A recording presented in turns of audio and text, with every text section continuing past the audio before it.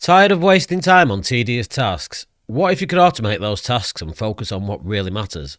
Well, I'm going to show you how to say goodbye to repetitive work and say hello to efficiency. I'm going to show you how you can automate some of your workflows for free. And as an example, I'll take you through one of mine. So if I upload a video to YouTube, I've then got to mess about uploading it to Twitter, uploading it to LinkedIn, uploading it to my website, if I put it on the forum, and it's like lots of repetitive tasks after I've done the video that there's just no need to do in this day and age. So this is an example of one of my automated workflows. Sheridan Computers, IT, Communications, Support. A new video arrives in the channel.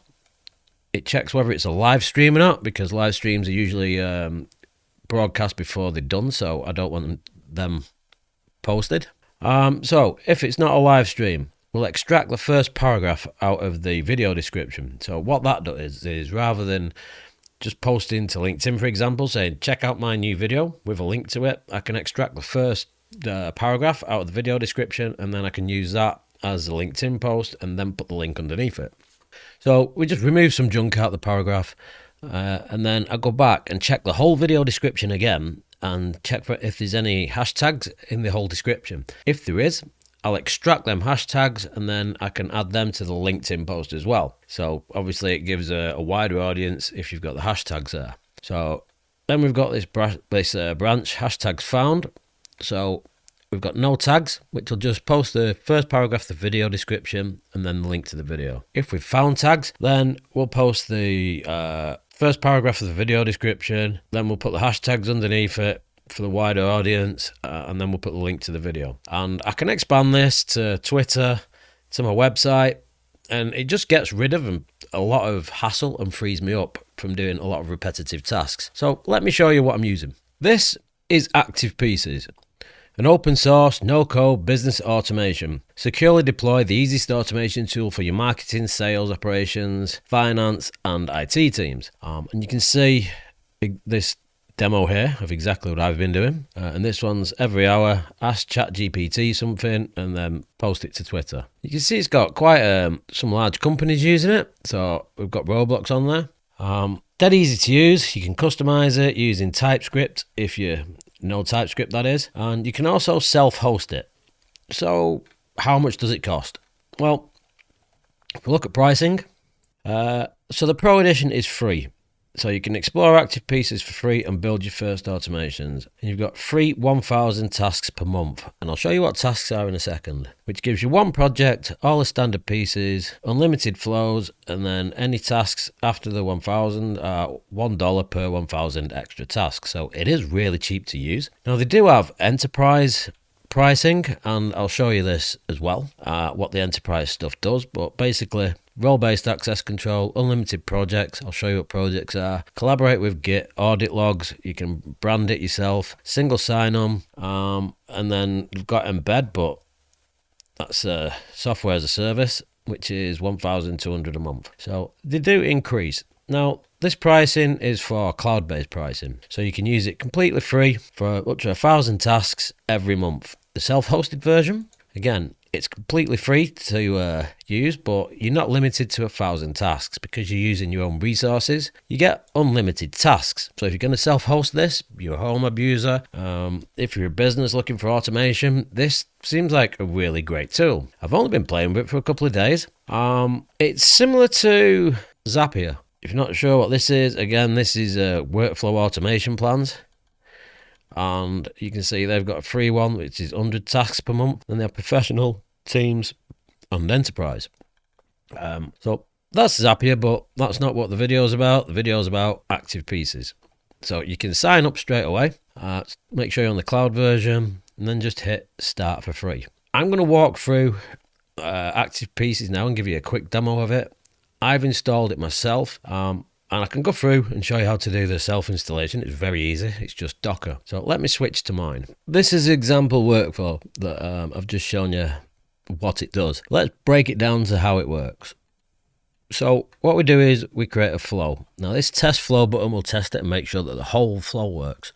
But if I click on this new video in channel, This is the trigger, so this is what starts the flow going, and it's checked periodically. So if we click on that, you can see the trigger is a new video in the channel, and then we've got the channel ID, and you can load data to, let me just move this up a bit. You can load data, and you can see from the data we've loaded, we've got some results that we can use to test this part of the flow with. So now we've got not a live stream. So you can notice the title of this one is How to FreeBSD. So if we do not a live stream, and all I've done here for this flow, which is a branch, is, well, this step, sorry, which is a branch, is condition is the new video in channel's title does not contain, and then let's talk about it. So it's not a live stream if it doesn't contain it. So if I test that, you can see it says true because this condition is true.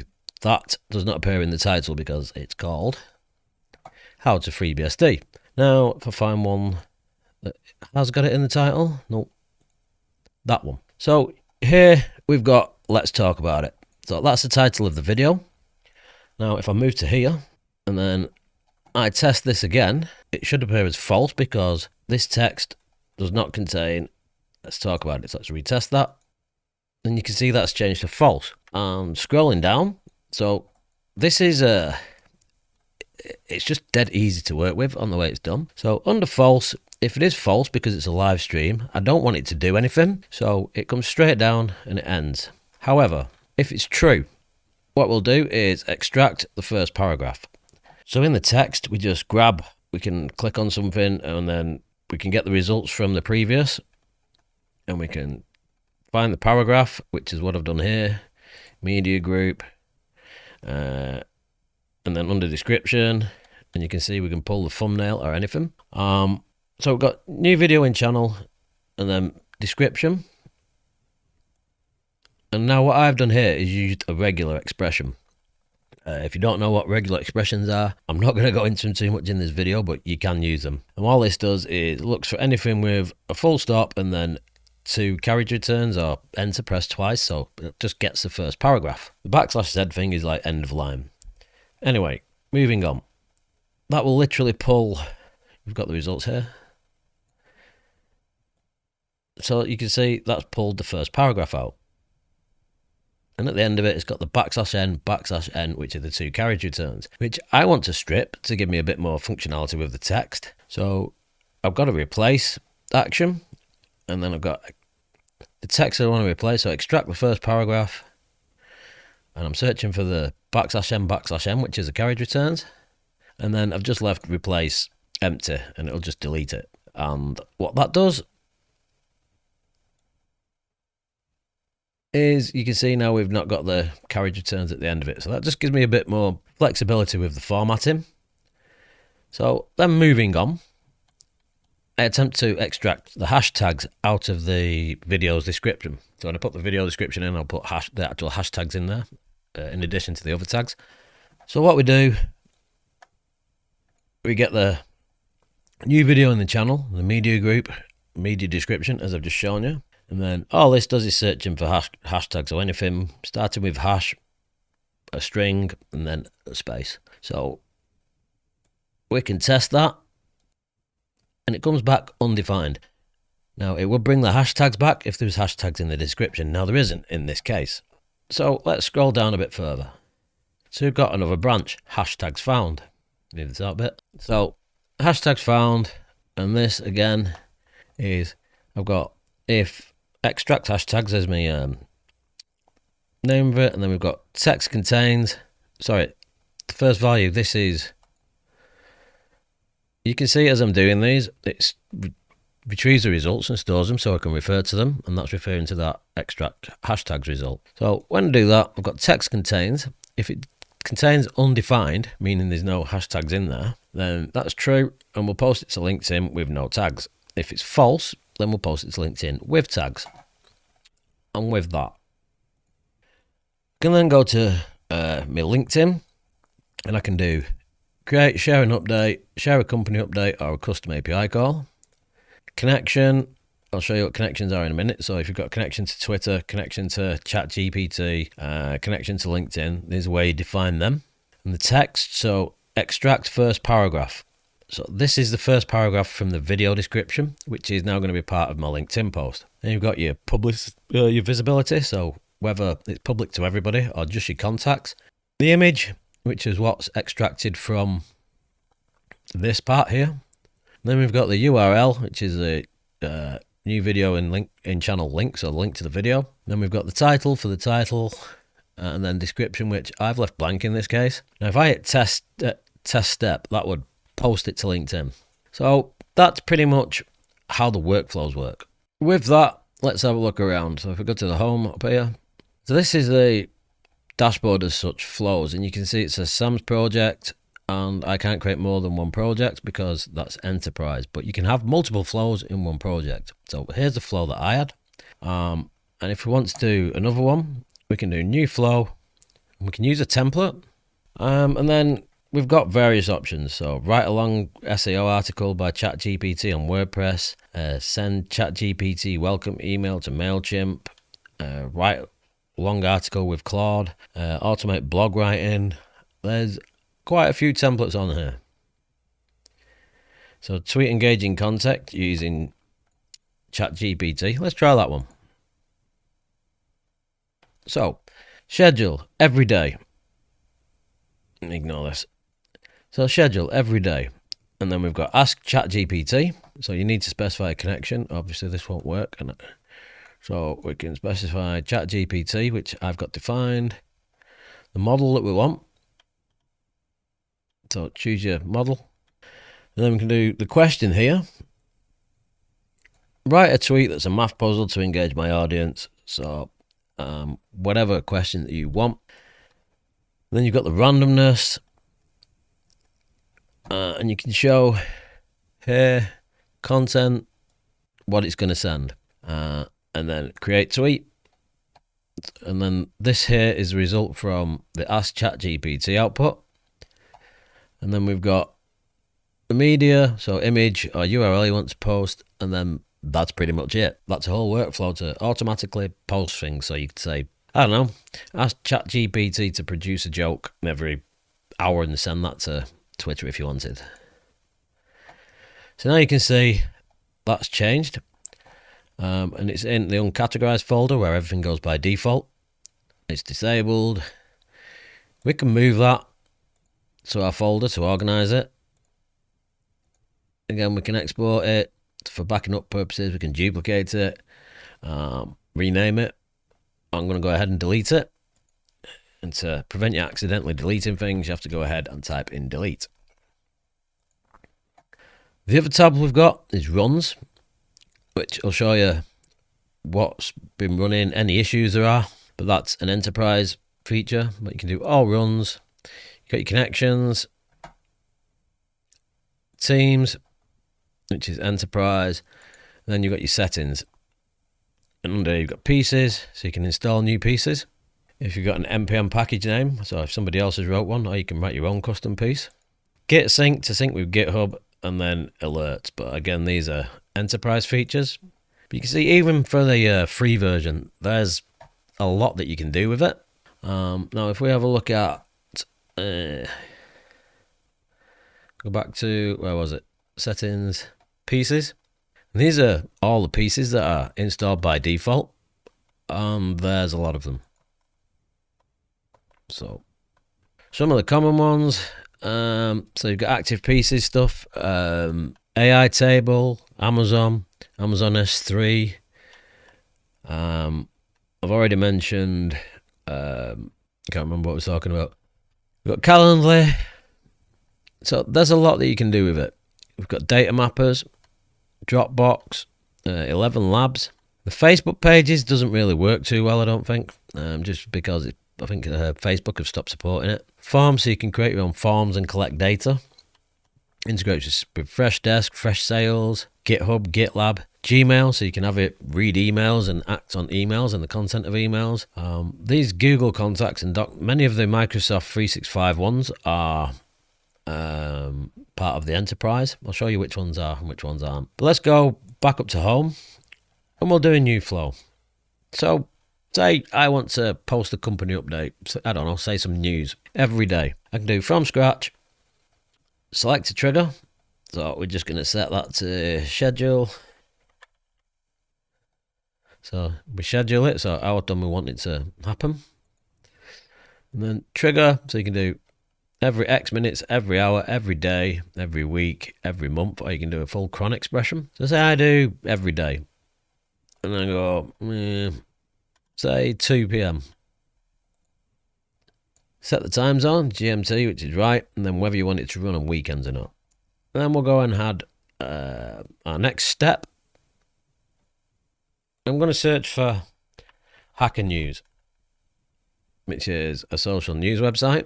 These are just the built-in actions, and then we can go fetch top stories, number of stories you want to fetch. So I'm just going to fetch 1. And then you've got this continuum failure, so if it fails, it'll continue to the next step, or you can auto retry up to 4 attempts when it does fail. And then again, I could go, say, Twitter.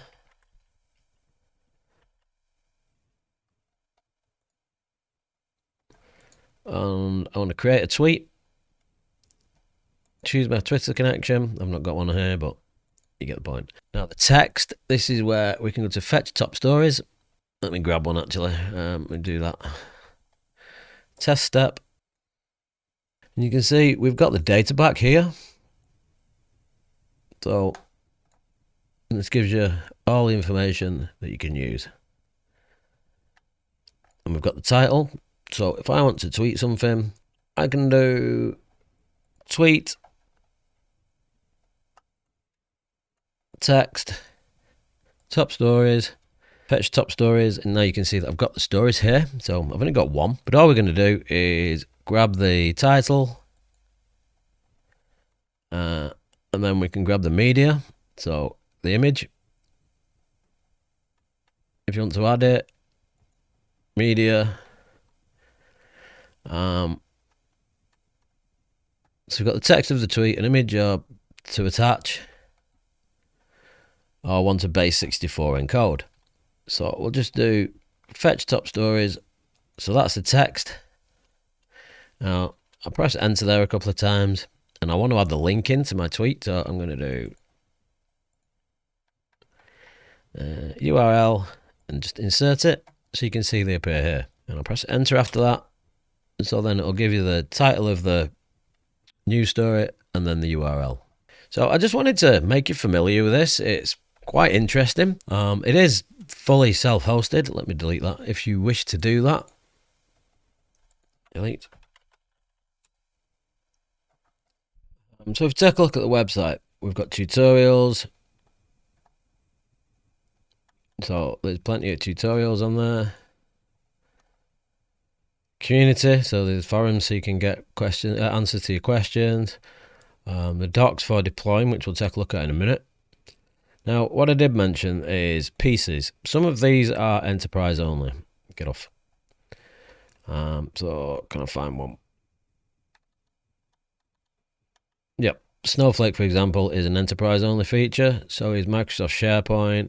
Microsoft Dynamics 365 because we're in enterprises, but there's loads that are included for free, so you can have a look over these yourself. The Facebook ones I don't think work because of Facebook have disallowed them, but there are plenty of other things that you can use for free. Google Drive, Notion, Google Sheets, Slack, Google Forms, Trello, OpenAI. There's a lot. WordPress, and these are just free to use. We can see the roadmap. So the current roadmap for what they've got planned. So pieces, community team, enterprise, pieces framework, and miscellaneous. It's always good to see an active roadmap. Feature requests, so you can add your own feature requests here, or you can see what other people have added. I've done the pricing, so docs. And the documentation is very, very good. So install, learn how to install. And you can install it with Docker, which is the fastest, which uses SQLite. If you're going to be doing a lot of tasks with it, then you can deploy with Redis and PostgreSQL, which is probably the better way using Docker Compose. So to install it, You need to install Docker and Docker Compose, and then just copy this command and run it, and it will get it up and running for you. It's very, very easy to do. Now, the only thing, if you want to use webhook URLs, if you're using the cloud version, it doesn't really matter. If you're self-hosting it, you're going to need to make sure that it's accessible from the internet for your webhooks to work properly. So, for example, Twitter requires an API. So logging into Twitter, Twitter's got to refer back to your server. So you will need to configure certificates and things like that to get it working. I'm happy to do a video tutorial on that if you'd like me to. But let me switch back.